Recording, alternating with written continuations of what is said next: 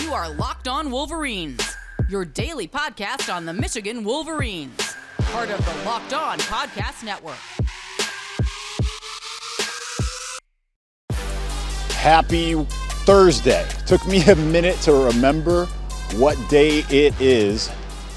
Locked On Wolverines podcast, part of the Locked On Podcast Network, where it is your team every day. I am your man on the ground, Isaiah Hole, publisher of Wolverines Wire through USA Today Sports Media Group, and we are but 2 days away.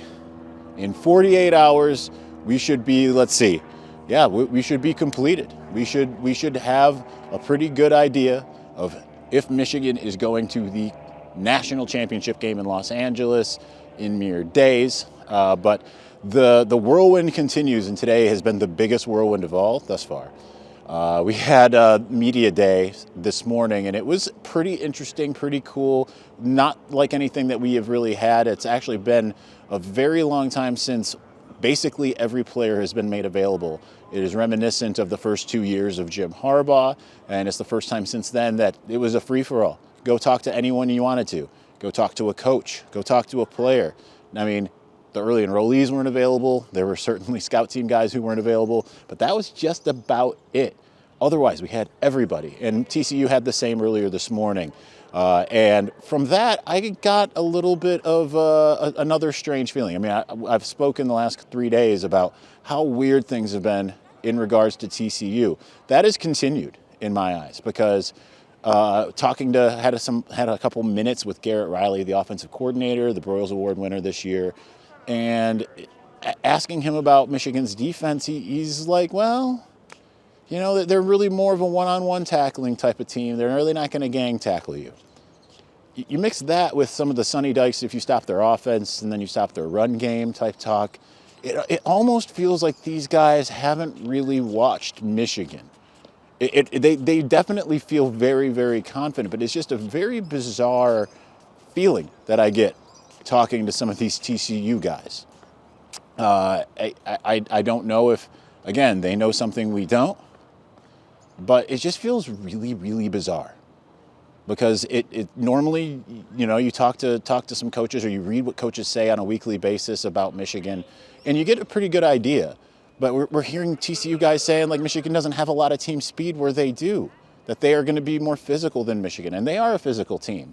That was something that they were talking about, Sonny Dykes was even talking about this morning, was that how they've gotten more physical as games have gone on. And listen, they are a physical team. They are able to run the ball. But this is a different level of physicality. And I've said it multiple times. I'll say it again. I do feel like, again, this is very similar to how Michigan was approaching Georgia last year. Granted, could be a lot different. Now, I did just get off the phone with a Michigan coach, and he did acknowledge, yeah, they've got a lot of team speed. It is a different type of deal. But I definitely think that this is a situation where the physicality, that's something that, you know, I talked with Clayton yesterday. The physicality is a big, big component. You win football games in trenches. We've seen teams try to have all the, you know, this last year, in 2 years. You look at Ohio State, they've got team speed all over the place. They've got certainly a better wide receiver core, I would imagine, than what TCU has. Last year for sure. This year maybe it's a little bit more even. But yet Michigan, winning the trenches, played all the difference. So I definitely feel that Michigan is in a really good situation. But again, I'm going to keep saying it, they play the games for a reason. So we could all be surprised. There are certainly people that I've talked to who are like, I think this is going to be a game. There's other people that I've talked to, like Brett McMurphy from Action Network, who's like, I don't think this is going to be a game. There's just a lot of differing opinions as far as how this one will go. But TCU certainly, they don't necessarily feel like it's going to be a four-quarter game. Maybe they do, and they're just not saying that. Because again, what do you expect guys to say? But it's just really bizarre when you're talking to their offensive coordinator, and it does not even seem like he has a beat on Michigan. You talk to the head coach, it seems like he didn't watch the Ohio State or Purdue games. You know, it just seems really bizarre. Now, they have a lot that really is going to work in their favor. They have really good corners. That is Now, I guess the question is, are their corners as good as Ohio State's? Because obviously, Ohio State's corners in Michigan haven't worked out that well the last 2 years. But I still feel like Michigan can dictate what it wants to do up front. TCU seems, from what they are saying, and again, that could be subterfuge, they are saying that they're going to go in with what has allowed them to get to this point, which you would expect. The 3-3-5, all of that. We've talked about that all week. I don't think that that will necessarily be a good thing if they go in with that. However, there are others that maybe feel a little bit differently. Not everyone is necessarily feeling that. Some people say, hey, if they run the 3-3-5, that might pose some issues. But we will get to that, because I do have something there in just a moment. But before we do, listen, BetOnline.net is your number one source for sports betting info, stats, news, and analysis. Get the latest odds and trends for every professional and amateur league out there, from pro football to college bowl season to basketball and World Cup. We've got it all at BetOnline.net. If you love sports podcasts, you can even find those at BetOnline as well. We're always the fastest and easiest way to get your betting info. Head to the website today or use your mobile device to learn more. BetOnline, where the game starts.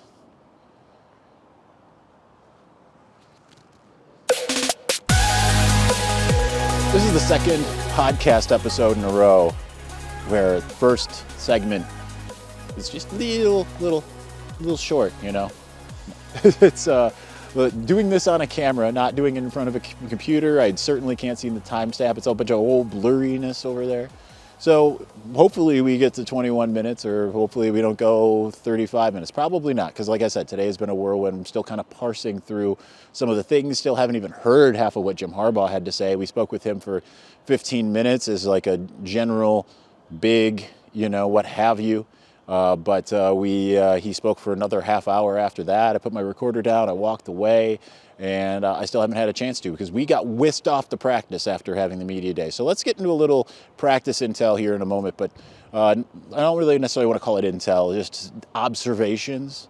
I think that's the better way to go about it, is call it observations, because I didn't think that there was not necessarily anything that was just groundbreaking type material coming out of practice. But the one person that I talked to that did seem a little bit leery about the 3-3-5 was Trevor Keegan. Now, I went up to Trevor Keegan, and he's maybe the most fun player to talk to on the team. He is amazing. He is hilarious. So I went I will go back. Chase Winovich and I used to conspire to have like a crazy question and answer period, which never came to fruition. We always used to discuss, like, if I would ask him a question, like, you're out in the jungle, you've got nothing but a samurai sword and a bag of beans. What do you do? How do you survive? And we never made that happen. So I turned around after talking to Rayshon Benny, and I saw Trevor Keegan sitting right there, and I'm like, yeah, I don't even need to be like, hey, I'm going to ask you some questions. I'm just going to go in. I'm just going to go in and do it. So the first thing I said, I wanted to do what kind of bear is best. Yeah, that was the first thing that came to mind. So instead I said, if you could be any kind of bear, what kind of bear would you be? And he's like, I would be a black bear, because those are the fastest. If you had to pick only one teammate to go and get in a fight with you, who would it be? And at first he's like, I think it would be Mozzie Smith. But then he's like, yeah, you know what? He might get a little winded. I'm going to go with Chris Jenkins. And that was amazing. I went and asked Chris Jenkins about it, and he's like, he's right, because I'm crazy, which is hilarious, getting to just understand the psyche of some of these guys that maybe we hadn't had before. But then I said, like, if TCU lines up in a 3-3-5 and you're standing up there and you're looking at it, what's your first reaction? And he's like, you know what? That's a pretty good defense. He's like, that they can really come and jam us up in ways that we haven't really seen before. That there are certainly some elements to that we should be wary of. But you know what? That is the good news, right? Like, they aren't looking at it the way that maybe some of the fans are, or some people in the media are looking at it, like me, where I'm looking at it and saying 3-3-5 versus Michigan's front is bad news for TCU. No, they're looking at it like, ooh, that's going to be tough. They're taking almost the opposite approach. Now, again, not every TCU player that we have talked to has had the same reaction. Johnny Hodges was absolutely amazing when I talked to him a couple days ago. Absolutely just immediately it's kind of like, hey man, do you want to transfer to Michigan, because we'd like to cover you, you know. And I wasn't the only media member that felt that way, but a lot of these others just are very outspoken and not really necessarily paying that due respect. But Michigan, when it comes to TCU, you would think that TCU is the team that has been to the college football playoff before. You would think that TCU is the one that has had these last couple successful seasons, but no, it's Michigan. TCU certainly wasn't that team. And I spoke to Iabiyoki about that, because I said, hey, you weren't with Michigan, but you went to the college football playoff. You won a national championship with Alabama in your freshman year. How is this different? And he said one of the biggest differences, if not the biggest difference, from Alabama playing Oklahoma, was Alabama looked at Oklahoma and was like, well, this is just another team, which I guess you would expect, because Alabama was just absolutely rolling. Nick Saban is the best coach in college football. They expect to win every game that they play in. Certainly more so the teams like Georgia and LSU in some of those years have been the ones where things have been a little bit more daunting for them. But they looked at Oklahoma and said, that's just another team on the schedule. Ain't nothing special about them. However, he said, here in Ann Arbor, or I guess this is Scottsdale, Arizona, but in Ann Arbor, he said, like, that is not the case. We are looking at this like this is the game. There is no more important game than this one. There's never been a more important game than this one. We have failed miserably if we can't win this game. All of our focus is on this game. And he said, that is wildly different. And he said all he's heard all year from his teammates was about the disappointment about walking off that field in the Capital One Orange Bowl, because he said that, you know what? That's all that we've been able to talk about is we got manhandled by Georgia. We don't want that type of thing to happen again. So that shows you the different mentality. And so when I asked him, I said, is there a difference having been there before and having not been here before? And he's like, oh yeah, there is definitely a difference. And that, I think, again, can play a big factor for Michigan. And we'll see if that comes to fruition on Saturday at State Farm Stadium in Glendale, Arizona, which I'm very excited to go to that game and check out that stadium. I've wanted to go to that stadium forever. Hopefully a lot of you will be there, and certainly I'd imagine every single one of you will be watching on TV or listening on the radio. But as far as other interesting things that kind of came out of today, I asked Grant Newsome about A.J. Barner, that transfer, and he is like, you know what? He can do everything. He reminded me of the fade pass that he caught last year against Ohio State in the end zone. He said he's able to go over those corners against a really good Ohio State team and make a play like that. But he also has an inline blocking ability. And he said not a lot of tight ends have both. We require, obviously, both here in Ann Arbor. And he was able to go out and do those types of things. So it was a no-brainer to go out and get a guy like him. And it's no slight on a guy like Matthew Hibner, who said he's extremely happy with where he is. He feels like he's ready to step up and step in this next year. So that was interesting. Talking to Mike Hart, that was also interesting as well. I asked Mike Hart about first Donovan Edwards and how he's excelled being a number one guy, whereas he was kind of a co-starter, but essentially kind of being the backup to Blake Corum. He says, yeah, we always knew he could be the way that he's been in these last couple games, and he's relished this opportunity, he's making the most. But I think the more important thing is Kalel Mullings. He said that not every linebacker can play running back, but every running back can play linebacker. And yet, Kalel Mullings is out there doing a really good job on that side. Kalel Mullings is like, yeah, this is, it just brings me back to those high school days. But he also mentioned that he has grown a lot and has learned a lot that he didn't know from the point in which he first started to see the carries in actual games. So we're talking the Ohio State game forward, and now. So it'll be interesting to see how he ends up doing once he can get out there and play against TCU, especially if TCU struggles to stop the run. It'll be interesting to see if he gets more than just being a short yardage type guy. Can he go out there and make a big pickup? Because we've mostly seen him in short yardage and then the trick play, which I didn't see it, but apparently in practice when we were all allowed in there, he did have a pass.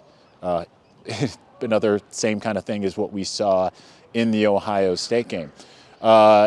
outside of that, I asked Rashawn Benny, like, what, you made that switch from MSU to Michigan. Michigan's 2-4. MSU, I think, had a similar season in 2020. He ends up committing to Michigan. I'm like, did you foresee this being the type of Michigan team you'd be on? And he's like, honestly, no, which is an amazing moment of candor, because usually you ask these guys these things and they're like, oh yeah, I thought so. And I asked a couple other guys, I don't remember who, that same thing, like, when you committed to Michigan, did you think that you'd be going to the college football playoff for last year or this year or whatever? And they're like, oh yeah, absolutely, that was, definitely knew, as if they knew a secret. But he was like, no. But he's like, this has absolutely worked out. It's absolutely amazing. I'm so grateful to have this opportunity. And I asked him, I said, did you feel like you made the right choice, obviously? And he said, absolutely. I mean, no surprise there.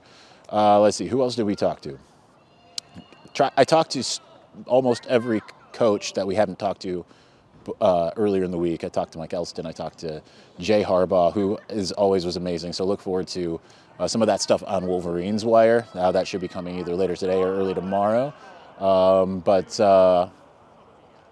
I'm trying to think of what other things that were big takeaways. Again, like I said, it's been a whirlwind. And this was all in an hour. And then immediately we got shuttled off to practice. And then we got to see practice. So I think, again, I might have been talking for 2 minutes. Maybe I've talked for 7, 8. I have no idea. I can't really tell, especially standing here with all the distractions, the sunset, mountains, and all of that. But let's move on. I think this is a good time to do that, and we'll talk about what I saw in practice, the takeaways, little takeaways that I got.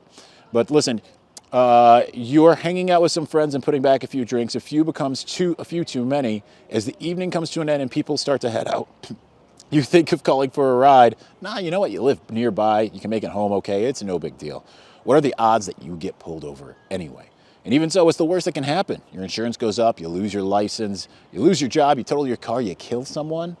Everyone knows the risks of driving drunk. The results are tragic and they are often deadly.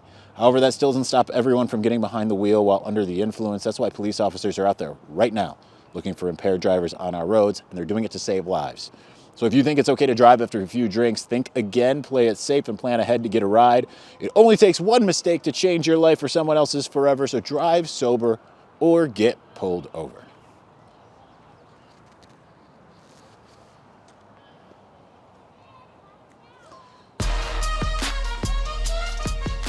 For all of the information download that kind of happened today, this episode is going to be on the shorter side, apparently. Because I don't think I'm going to talk for another 10 minutes, but maybe I'll impress myself here. I was saying earlier, was it on the show yesterday or did I say it privately to Clayton? I'm not sure, but it is a different thing. It's so easy to get lost in the discussion when you're just sitting down at your desk. You've got everything, everything is familiar.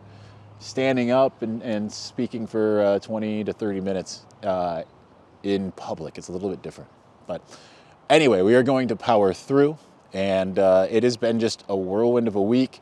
The media sessions come to an end tomorrow morning with the joint head coach press conference with Jim Harbaugh and Sonny Dykes. Those are always relatively fun. Nothing will ever top Jim Harbaugh and Nick Saban in 2019. With their stepbrothers moment, did we just become best friends after Saban absolutely berated somebody? Jim Harbaugh looked incredibly impressed, and they had a laugh, and it's one of my favorite pictures that I've ever taken. But that'll be it. And then we will look forward to the game, 2 p.m. local time, 4 p.m. back in Michigan. So it's going to be a very, very exciting time. But of course, the team is still getting ready. Now, they were out there in shells once again today, which is no pads or light pads. I can't really tell. Looks like they're wearing like shoulder pads you'd have in a suit or some kind of blazer and shorts. But the people that we didn't see the other day, the guys that were in just T-shirts and shorts, AJ Henning and Marion Walker and the other guy, Andrell Anthony, they were all back. Andrell had a wrap on his ankle. Donovan Edwards had a wrap on his cast. It looked a little bit more bulky than it had, but it still looks a little slimmer than maybe what he had earlier. I didn't stick around the wide receivers to see if he was catching any passes or not, but the running backs for too long. I did stick around for a minute, and I did see Benjamin Hall, who has legs like tree trunks. If you ever saw, and it sounds weird, but if you ever have seen Chris Evans's legs, they look like something that should not exist on a human, and that is the same exact look that Benjamin Hall has. Like, I don't think that I could take pants that are whatever his size for his waist and put those on him. I would imagine that he'd have to have the thighs completely modified to fit his legs. So that's one of those things where you look at the body type, and you just sit there and be like, all right, maybe he wasn't the highest rated recruit, but could they really? Maybe they found something. Maybe they got a little something that no one else was seeing, And certainly Michigan's had a pretty good go of that. Jim Harbaugh certainly has most of the time. I mean, there's certainly guys that haven't worked out that way. Kurt Taylor and some fell out. Chase, what was his name? The fullback that ended up he committed and then ended up decommitting from Florida, Chase something. But anyhow, so some of those guys were back. Got to see some early enrollees a little bit more. Watched Samaj Morgan, and was talking to some people about his diminutive stature. But when he had the pads on and at least the uniform on or whatever it was, and he was next to AJ Henning, I looked at him and it's like, they're the same size. So I think that those who kind of question his size, I mean, certainly he's going to have to put on weight and things of that nature, go through strength and conditioning just like anyone would. But he looks like he's that same type of deal. So, really no much bigger, smaller than him. Not much bigger or smaller than Tyler Morris, another guy I talked to today. Certainly that's good, but watching him, Frederick Moore, both of them did a really good job catching passes from when I was watching. Iman Dennis looked really good as well. He made some really nice cuts, as did Christian Dixon. So it'll be interesting to see how some of those guys do kind of in the future. My biggest takeaway from practice, though, was George Hilo and just watching him work with the linebackers. I mean, he was just so professorial. Completely different than like Steve Clinkscale, who we saw the other day, and watched Steve Clinkscale kind of do his thing. But he was more fire and brimstone, like I said before. Coach him hard, love him hard. That's kind of what his demeanor is. Whereas George Hilo was very much a teacher. It reminded me of just being back in like a really good class, and not necessarily like a college class where things, sometimes feel a little too academic, you know what I mean? And that's probably not a great thing to say about Michigan, since that's the college that I went to. But, sometimes you're listening and you're like, what? I'm actually speaking of my own sometimes lack of intelligence. But I think it's more about, well, there's one class that I had in particular. It was film history.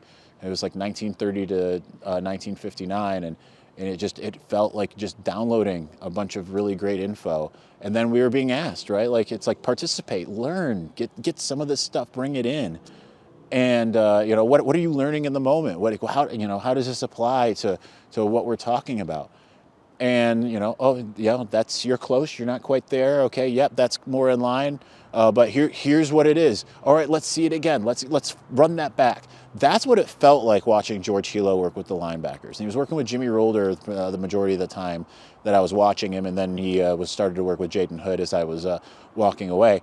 He's like, okay, now what did we do wrong there? All right, anyone else? See how we could have done that a little bit better. Like getting input and then bringing that input and pushing it out and then correcting it and then working through it until it got right and then moving on. It was really inspirational to watch. I thought it was really, really cool. So that was my big takeaway. It was just watching him, and it's just like, it very much a teaching coach, right? It's not just do things exactly how they need to be done right now. And there's certainly a place for that, and certainly position groups where that works. But I thought just watching him and the way he was doing things, it was really interesting. And the players really seemed to be gravitating towards him and, really appreciating it. And you could see them working things through, So that was my biggest takeaway. Let's see, a couple other things. What else do we have from practice? Again, not a lot to glean this time. Michigan's just, they're not showing us a lot. So you just try to take what you can get. That's probably the biggest things. Patrick Amame was there watching practice, which was interesting. And that's about all of it. So you know what? That is going to do it for us today. Next podcast, we are going to be talking about the game. As we get into the preview episode, I don't think we're going to have Jake Budd. I had breakfast with him this morning, and he's like, I am slammed. But we're still going to try. So we'll see what we can do. Anyway, thank you for watching. Thank you for listening. We will talk to you again very soon. Peace.